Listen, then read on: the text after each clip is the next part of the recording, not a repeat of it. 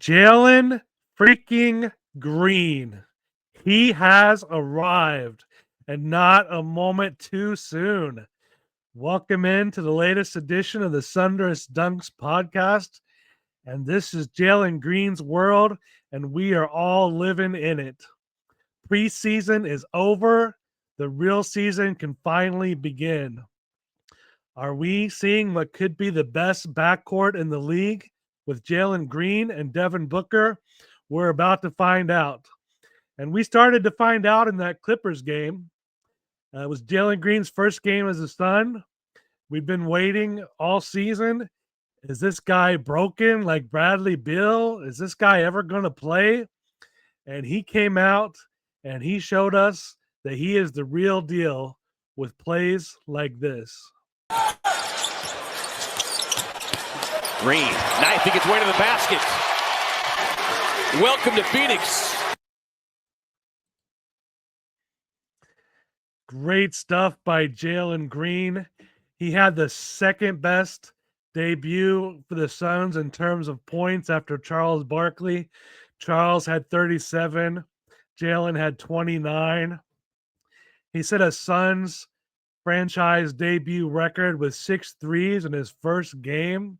Seemed like he couldn't miss almost, except for one little stretch there. This guy is electric. And he had the fans into it all game long. The crowd was so loud. I think we were all cheering right there with him. And, it's just love at first sight with this guy. Suns fans have taken to him immediately. They don't need any introduction. And we love this guy already. I might need to make him my next jersey. Y'all, what about you? And, he seems like a really good dude. At the end of the game, he goes to pick up his child, and it's just such a sweet moment. And then he's doing the interview with Amanda Pflugrad, and he's so polite. He's like, "Thank you very much." And then we heard him after the game give some comments, and I'll play them right now about the fans. Phoenix, though, it's a blessing, too. We have great fans, great culture. They love basketball out here, and it's amazing. I feel like I fit right in at home. It's amazing. Even when I wasn't part of this team, I always thought the fans were lit here. Everyone pulling up every game and, cheering the team on and just being so active. That's very, very lit, and I love it. Hopefully I did those drops correctly. I'm a little out of practice, but it's great to hear Jalen Green's comments about the fans. He loves Phoenix already. He loves the fans, and we love him. And I really think that he's going to be unleashed playing next to Devin Booker. Devin Booker's going to be unleashed playing next to him. And I think you're going to see the best version of both guys that we have ever seen in their careers. And it's going to be really hard to guard these two. It was a great game versus the Clippers. It was finally a good start. We kept it up all game long. Guys were playing hard. They out-rebounded a good team, 44-41. We had 13 steals in that Clippers game. Great defense. Grayson and Book each had 3 steals. And we made 19 threes to the Clippers only making 10 threes. That was definitely a huge stat in the game. Of course, Green had the 6 threes. We had 5 threes for Royce and 4 for Grayson. How about these two guys? They are both doing amazing. Royce and Grayson are tied for 5th in the league with 3.6 threes a game. Stephen Curry leads with 4.4 a game. Royce is hitting 42% of his threes. He's playing amazing. Grayson is hitting 39% of his threes. But, these guys aren't just making threes. They're both playing defense, too. They've both been starting, and these guys are really a huge part of everything we're doing right now. And it's going to be really interesting to see if they keep starting and see if they keep playing as many minutes as they have been. And, but of course, the team is still led by Devin Booker. This guy is finally the leader we've always been wanting him to be. He's so in his bag. This is going to be his best career year. It has been so far. He's going to keep it up. He is the only player in NBA history through 9 games of the season to average 30 points a game, 7 assists, 50+% on your field goals, 40+% on 3-pointers, and 85% plus on free throws. Those are MVP numbers. I don't know if the media would book that award, but he is going to keep it up. He is so unleashed next to Jalen Green, and I just can't wait to see what the rest of the season brings. Before the Clippers game, we played the Warriors. Personally, I only saw the fourth quarter. It was nice to see them claw back after another huge deficit.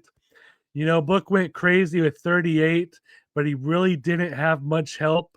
You know, Mark Williams had 16 and 16, one of his best games on the year.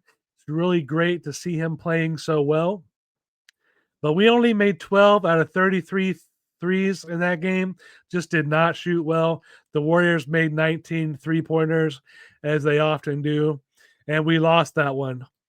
But of course, the first game of the week was against the Spurs, and oh my God, a masterclass. We came out versus Wemby, sending 3 and 4 guys at him. Wemby was shut down, only had 9 points and 9 rebounds. Easily his worst game for a guy that's averaging 30 points and 15 rebounds.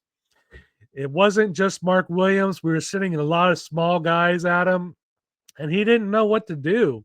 Other guys weren't making shots. The Twitter account NBA Paint came out with a drawing of Wemby with like 3 tiny guys hanging off of him. And that's really what it was. You know, we shut him down with a lot of smaller double teams and triple teams. And it was just so great. You know, Mark Williams only had 7 points with 7 rebounds, but he still was effective. He's averaging 3.5 offensive rebounds a game. That's 6th in the entire league. Mark Williams is playing great. We barely lost the rebounds in that game, 41-39. And again, we made 19 3-pointers against their 10. We shot 58% against one of, if not the best defenses in the league. That is just amazing. If we do that, obviously, we're going to win a lot of games.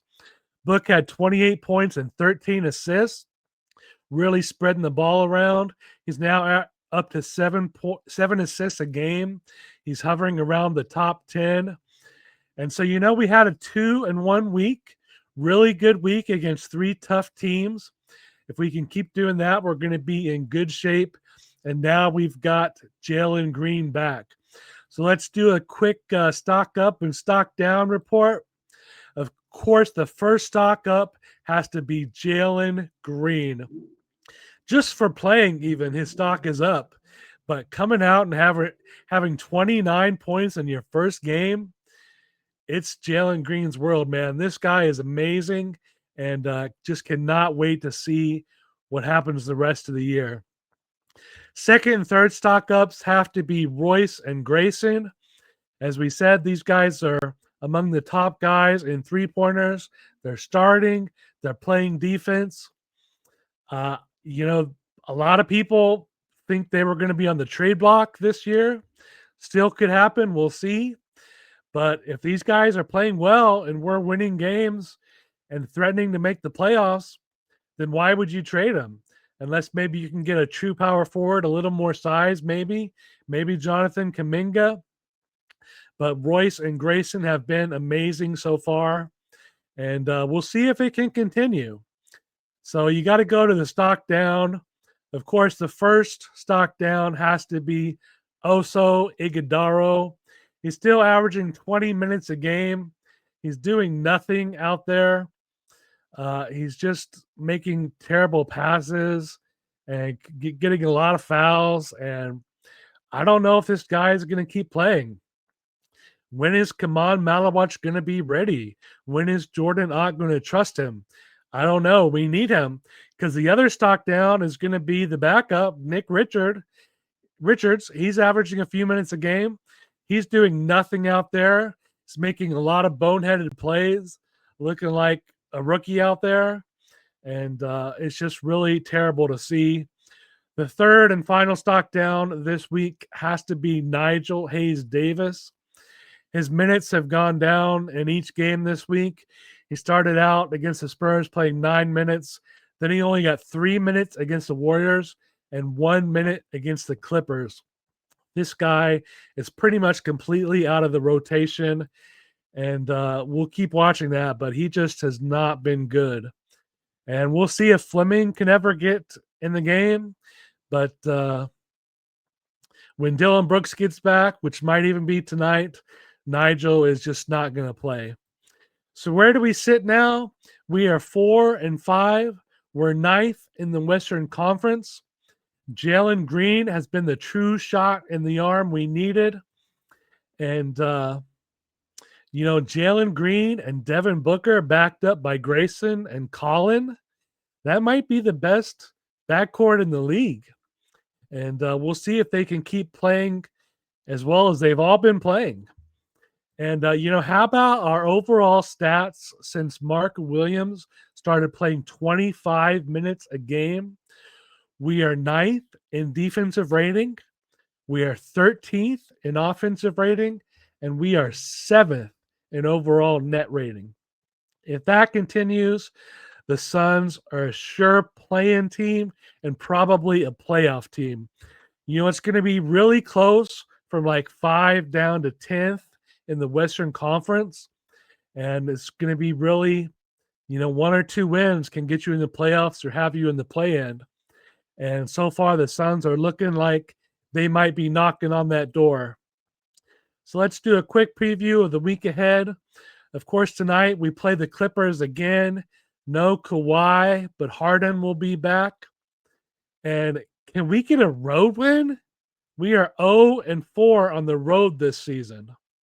We are 4-1 at home with a 1-point loss to the Memphis Grizzlies. Really should be 5-0 at home. So we've really been Jekyll and Hyde, but now things totally changed with Jalen back. Let's get that road win tonight, guys. Come on. Monday, we play the Pelicans. They are 2-6, looking like one of the worst teams in the league. They've got Zion playing really well, but he's got no help at all. Guys like Trey Murphy and I was going to say the other guy, but I can't even remember his name right now because he doesn't matter. They are just playing horrible, looking like one of the worst teams in the league. That's the game at home. We have to win that game. Must-win game. Wednesday, we play Dallas, the Mavericks. They are 2-7. They are last in the West right now. The Mavericks have been missing Anthony Davis, but he's back now. And so he's probably going to play in that game on Wednesday. And we'll see. I think it'll be a fun, close game, but it is a road game. So we'll see if we can get that. And then we have a back-to-back on Thursday with the Indiana Pacers. Of course, they lost Halliburton to injury, Miles Turner to the Bucks. Guys like Mathurin and Nembhard have been missing games. And so the Pacers are 1-7. They're the worst team in the league. You have to win that game. So I don't know about you guys, but I'm predicting a 3-1 week with us winning one of the 2 road games against either the Clippers or Dallas. And we'll see. We'll see if we can have the best backcourt in the league. We'll see if Mark Williams can keep playing well. We'll see if Dylan Brooks can get back in that starting lineup, maybe even tonight. And Jalen Green, we love you already, man. Keep it up. Suns up.